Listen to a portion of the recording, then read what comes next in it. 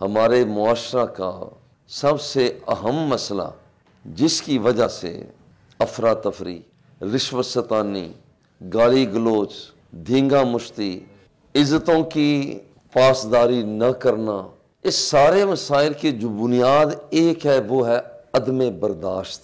کوئی بندہ کسی کو برداشت کرنے کے لیے تیار ہی نہیں۔ آپ دیکھیں جہاں جہاں عدم برداشت، یہ عدم برداشت ہمارے مقامی سطح پر ہو تو سیاسی طور پر جو کونسلر بنتے ہیں وہ ایک دوسرے کو چور چور کہہ رہے ہیں۔ عدم برداشت میدان سیاست میں ہو تو وہاں پر ملک دشمن ایک دوسرے کو قرار دیا جا رہا ہے۔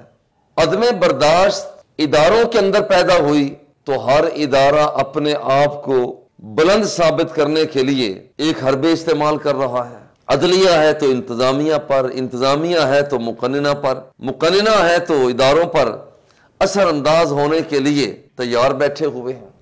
رشوت ستانی کی طرف آپ غور کریں، کوئی آدمی رشوت کیوں لیتا ہے؟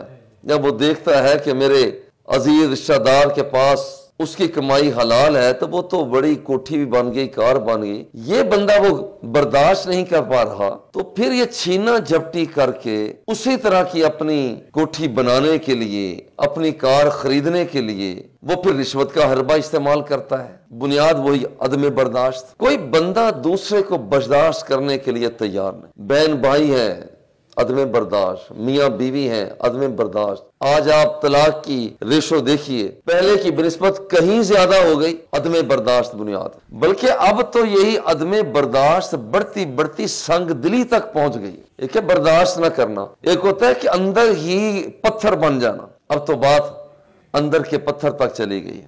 آج کے جمعہ شریف میں اسی بات کا اظہار کرنا مقصود ہے کہ نرم دلی کا فائدہ کیا ہے اور سنگ دلی کا نقصان کیا ہے۔